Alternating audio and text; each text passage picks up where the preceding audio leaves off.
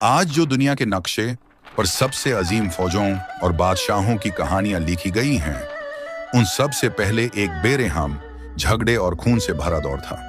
ये वो लोग थे जो ना किसी एक जगह के रहने वाले थे, ना किसी एक सल्तनत की छावन में पले बढ़े।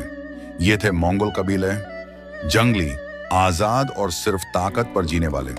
मगर जो होने वाला था उसके सामने ये सब सिर्फ एक छोटी कहानी है। वो जो आने वाला था उसकी दास्तान अभी शुरू भी नहीं हुई थी। ये कबीले हमेशा सफर करते रहते। ये उन जगह पर बसते जो दुनिया के सबसे सख्त इलाके थे। सेंट्रल एशिया की वो खुली हुई वसी जमीनें जहां दिन में आग बरसती और रात में बर्फ गिरती।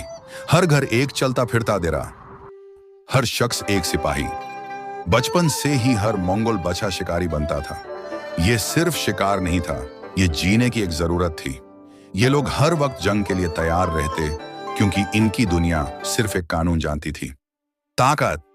ये छोटी छोटी दुश्मन कबीलों में बंटे थे जो एक दूसरे से जंग लड़ते। ये सब एक दूसरे का खून पीने को तैयार रहते। इनका मकसद सिर्फ जिंदा रहना नहीं था, इनका मकसद अपनी ताकत दिखाना था। तातारी, नैमान, मेरकिट और किरेत, ये सब मंगोल कबीलों के बीच सबसे ताकतवर और खून रेजी करने वाले कबीले थे। हर कबीला अपने अलग कानून, अपनी अलग फौज और अपने अलग सरदार के साथ जीता था। ये हर वक्त नए दुश्मन और नए इंतकाम बनाते। ताता आरी सबसे होशियार थे। ये अपनी चालाकी और फरेब से हर जंग जीतने की कोशिश करते। ये सिर्फ अपने फायदे की सोचते और किसी पर भी भरोसा नहीं करते। नैमान कबीला मंगोलों के डोमिनेटिंग कबीलों में से था। ये सबसे सख्त थे और इनका निजाम सबसे बेरहम था।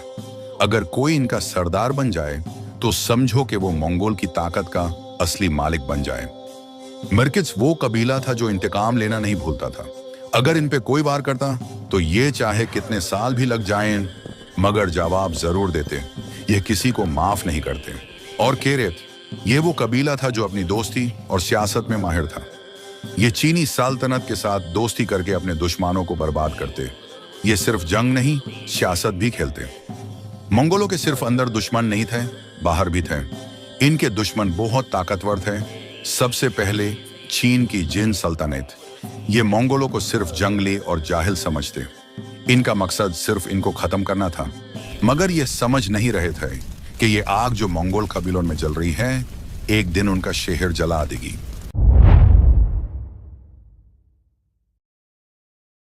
जिन सल्तनत ने मंगोलों को एक दूसरे से लड़ाने के लिए इनको पैसा और हथियार दिए। ये समझते थे कि जाहिल मंगोल कभी एक नहीं हो सकते, मगर यह उनकी सबसे बड़ी गलती थी। कबीलों के बीच खूनरेजी के चलते ही इनके हालात और खराब होते जा रहे थे। इन्हीं कबीलों में से एक ने एक शख्स के बाप को कत्ल कर दिया, जो बाद में पूरी दुनिया के निजाम को बदलने वाला था। मगर यह तो सिर्फ शुरुआत थी। अभी तक मंगोल सिर्फ बिखरे हुए कबीले हैं, मगर जो आने वाला है वो इन सबको एक कर देगा। वो हर कबीले का इंतकाम लेगा और वो दुनिया के नक्शे को हमेशा के लिए बदल देगा। ये कहानी बस शुरू हो रही है। ये शुरुआत थी दुनिया के निजाम के बिगड़ने की। आज तक का सबसे बड़ा हैवान जो अभी पैदा होने वाला था। अगर आपको ये वीडियो पसंद आई हो तो लाइक जरूर करें। एम करते हैं 100+ लाइक्स का। और अगर आप नए हैं तो सब्सक्राइब करना मत भूलना। और हाँ, अगर आपने मेरी the golden age of Islam यानी द ग्रेट अब्बासिद खिलाफत वाली सीरीज नहीं देखी तो उसकी प्लेलिस्ट डिस्क्रिप्शन में है, जरूर देखें। तब तक अल्लाह हाफिज।